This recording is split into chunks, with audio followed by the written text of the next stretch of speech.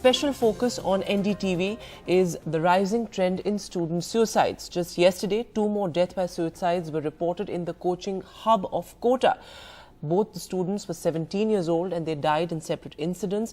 And the tragic events have once again put the scanner on mental health as far as students are concerned. Remember, as far as these 2 students go, they were just 2 months into preparation for NEET in Kota, and they committed suicide. And in just this year, we've seen 14 deaths by suicide just in Kota. I'm being joined by very special guests on the broadcast. Mayank Pratap Singh, who's a NEET aspirant himself, and also Ishita Gupta, someone who's been preparing for NEET. I'll come to you to discuss the various aspects of this absolutely concerning story. But first, let's take a look at this report by my colleague Harsha Kumari Singh on the stress factory, as it's called, as far as the Kota Coaching Institute is concerned. Take a look. Mehul Vaishnav and Aditya Seth, both 17 years old, studying for their NEET exams in Kota for the past 2 months, living in the same area but from different parts of the country. Mehul from Salumbar, a small town in Rajasthan, and Aditya from Jaunpur in Uttar Pradesh. But one factor in common: suicide, caused by stress, the inability to cope with the rigorous coaching for medical exams, and perhaps these 2 young boys were also unable to carry the burden of their parents' expectations.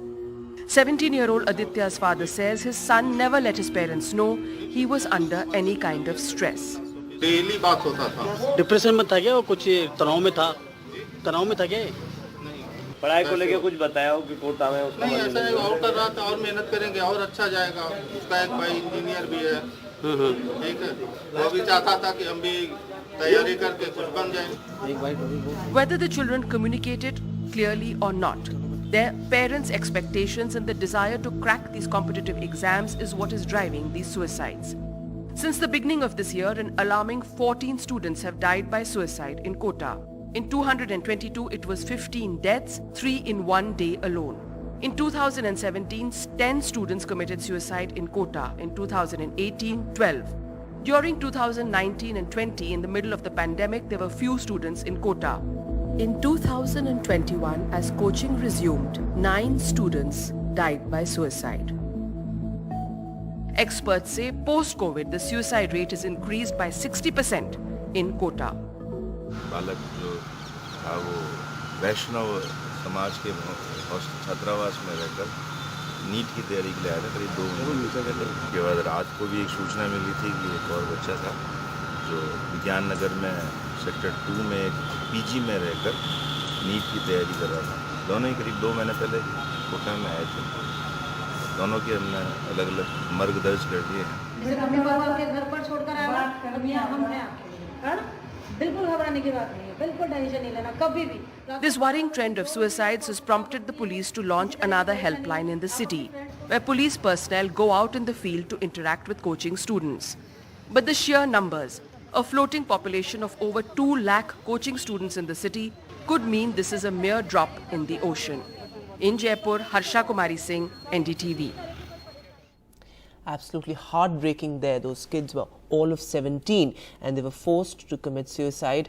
And in that report, the crucial aspect was that post-COVID, there's been a rise in this trend of student suicides. Mayank and Ishita are back with us on the broadcast. Mayank, let me go across to you first.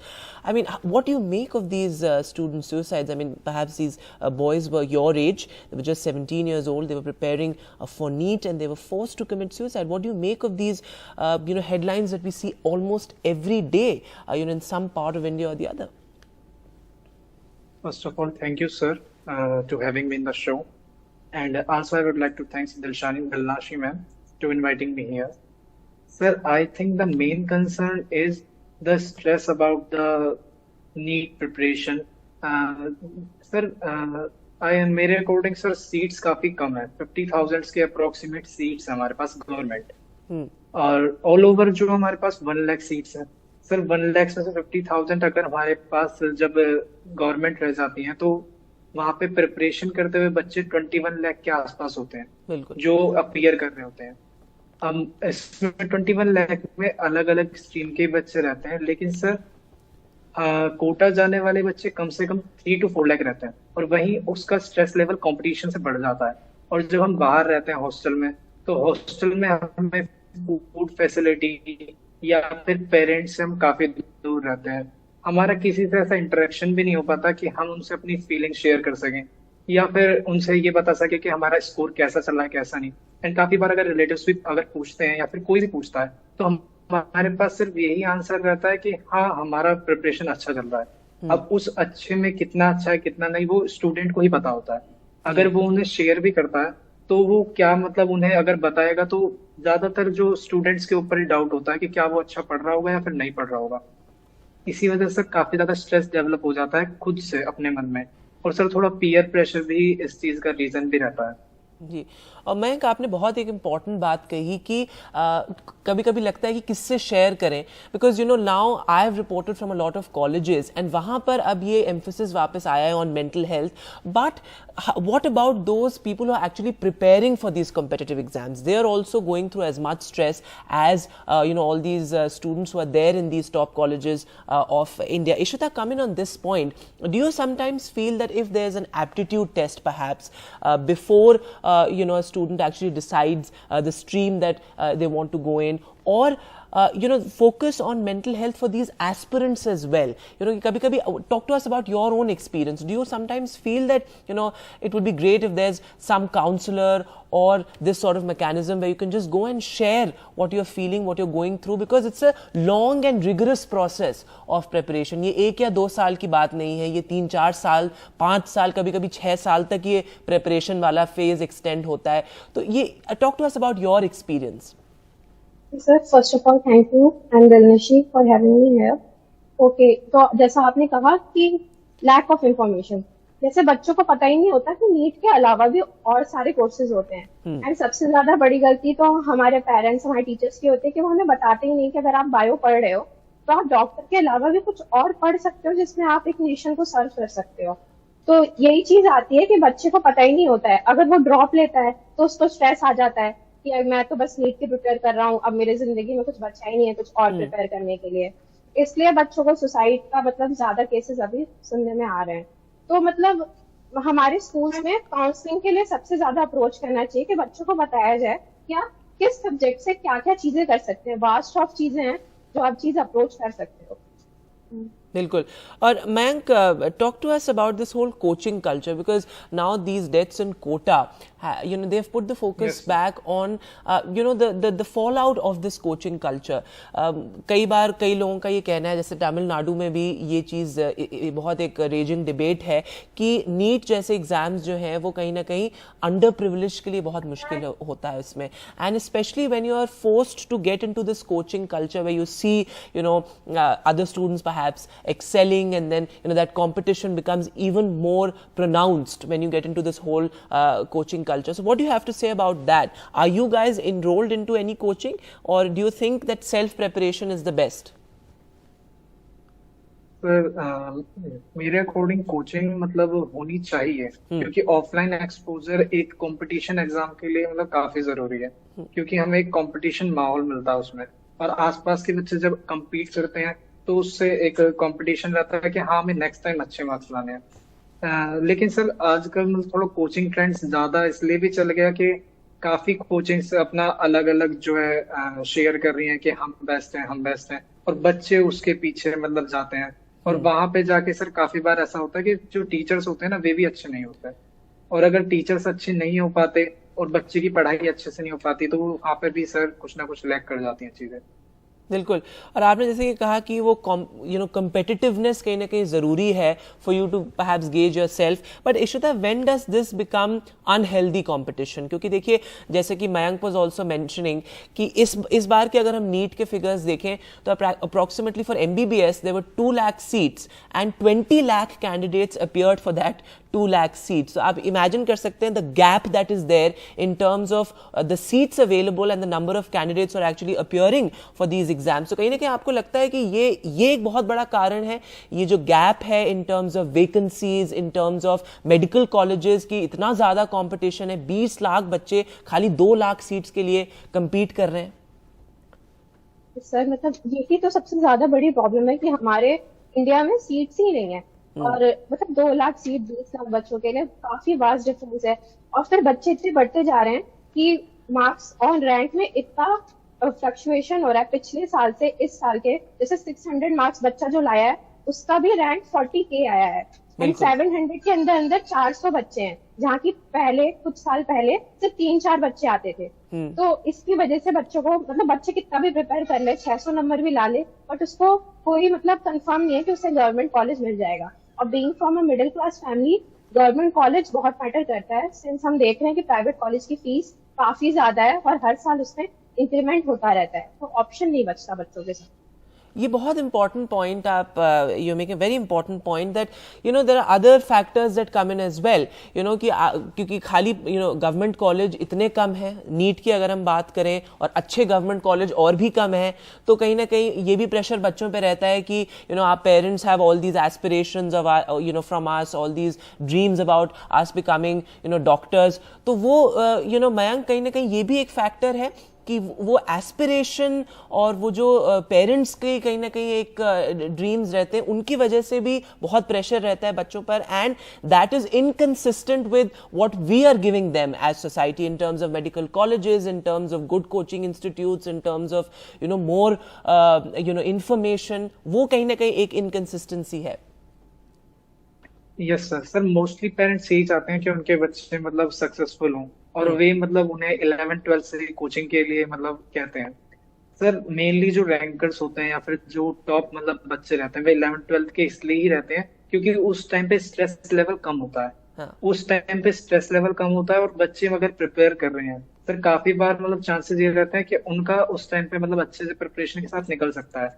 लेकिन sir काफी बार day भी matter करता है, और अगर कोई बच्चा dropper है तो उसके पास ना सर हर ईयर के बाद एक बार अगर वो फर्स्ट ड्रॉप पर है तो उसके पास एक प्रेशर आ जाएगा कि अच्छा उसके साथ के स्टूडेंट्स तो कॉलेज में है और वो अभी ड्रॉप कर रहा है। तो सर वो बार बार जब ड्रॉप चलता रहता है तो इस वजह से ज्यादा स्टूडेंट्स के ऊपर प्रेशर बनता चला जाता है। और अगर हम 11th-12th में है तो हम compete करते हुए आपस में हमें दिखता है कि मार्क्स नहीं बढ़ पा रहे, और हम टीचर से भी कंसर्न कर रहे हैं हमारे मार्क्स नहीं बढ़ रहे हैं, उसकी वजह से सर काफी प्रेशर डेवलप होता है। सर पहले ऐसा होता था कि 500 मार्क्स पे भी चांसेस रहते थे सीट मिलने का, आज से 5 से 6 साल पहले की बात कर रहे हैं तो। लेकिन सर अब सीट्स इतनी कम है और स्टूडेंट्स काफी बढ़ चुके हैं। बिल्कुल सर गवर्नमेंट इस चीज को एक बार मतलब अगर देखे तो ज्यादा बेटर रहेगा। And the point you were making about, Mayank, also the fact that the NEET preparation has to happen, parallelly with your 11th-12th preparations as well. तो आप board एग्जाम्स के लिए भी प्रिपेयर कर रहे हैं साथ में, और उसके साथ आपको ये कॉम्पिटिटिव एग्जाम्स के लिए भी प्रिपेयर करना पड़ता है, and the preparation that is required for both these exams, that is completely different. I mean what you have to prepare for your board exams is very different from the kind of preparation और the nature of preparation needed for competitive exams. Ishita, do you think when now the focus is so much on skill development and on vocational learning, ये भी कहीं ना कहीं change होना चाहिए कि ये जो पैरेलल प्रिपरेशन बोर्ड एग्जाम्स और कॉम्पिटिटिव एग्जाम्स की हैं, ये भी एक बहुत बड़ा कारण है why students face so much pressure? Sir मतलब जैसे अगर हम 11th से तैयारी करते हैं तो आप ही सोचिए, हम 2 years सिर्फ एक एग्जाम के लिए तैयारी करते हैं, वो भी सिर्फ 3 घंटे के लिए। हमें सिर्फ वो 3 घंटे मिलता है अपना सक्सेस डिसाइड करने का, और जस्ट लाइक जी मेंस वहां पे हमें 4 अटेम्प्ट्स मिलते हैं, बट नीट में सिर्फ एक अटेम्प्ट। और कभी कभी बच्चों के साथ या वो बीमार पड़ गए या फिर कुछ भी हो गया तो वो एग्जाम उनका अच्छा नहीं जाता है, फिर उनका वो पूरा 2 साल वेस्ट, फिर उनको 1 साल ड्रॉप लेना पड़ता है। तो ये मेन रीजन होता है बच्चों के सुसाइड करने का, क्योंकि मतलब वो होप छोड़ देते हैं कि बस एक एग्जाम था, एक गलती की वजह से मेरा 2 साल की प्रिपरेशन सारे लॉस पे चली गई। तो ये मतलब गवर्नमेंट को हमारी देखना चाहिए कि वो नीट के लिए एटलीस्ट 1 साल में 2 अटेम्प्ट तो दे ही सकते हैं ना। That's a very important point, Ishita, that you've brought up, and this is something that I've heard from a lot of people, my friends and family as well, who say that कि खाली एक NEET का attempt क्यों? Because ultimately it's a make or break situation, a do or die situation, as they say, कि वो एक attempt, everything hinges on that one day, on that one exam, and what if you're having a bad day that day, or it's just not your day to crack that exam. So Mayank, do you agree with the point कि at least 2 attempts होने चाहिए हर साल when it comes to NEET or other such competitive exams? Yes sir, I agree with that, क्योंकि sir जैसा इन्होंने कहा शिका ने, क्योंकि 3 घंटे 20 मिनट में अगर किसी का फ्यूचर 2 साल की प्रिपरेशन या 1 साल की प्रिपरेशन डिसाइड की जाए तो सर वो तो एक तरह का अनफेयर है। जी हम मतलब हमें पता नहीं है कि हेल्थ खराब हो सकती है या फिर कुछ भी कंसर्न हो सकता है उस टाइम पे। जी before I let you go in one line can you tell us why you want to become doctors, because ये जो सारे फिगर्स हम देखते हैं 14 deaths 15 deaths every year, they are not just statistics, I mean these are young boys and girls who have their lives ahead of them and their aspirations as well. तो आप एक एक लाइन में मुझे बताइए before going why you want to become doctors. Ishika, go ahead. So my main reason is that because my mother मतलब मैंने अपनी मम्मी को कैंसर की वजह से लॉस किया था, और since of lack of surgeries और उस टाइम इतना पता नहीं था कि कैसे इस चीज को क्योर किया जाए, तो तब से मुझे ये ड्रीम आया कि मुझे डॉक्टर बनना है, और जहां जहां इस चीज की मतलब लैक ऑफ इंफॉर्मेशन है वहां पे मुझे क्योर करना है। Right, Mayank, your answer to that? Yes sir, sir मैं चाहता हूँ मेडिकल साइंस में आगे मतलब स्टडीज करूँ एंड अपनी कंट्री के लिए सर्व करूँ इस चीज में। Mayank and Ishita, thank you so much for joining us. We sincerely hope that your dreams come true and that you don't have to go through what many of your peers unfortunately have to. Thanks so much for joining us on the broadcast. Thank you, sir. Thank you sir.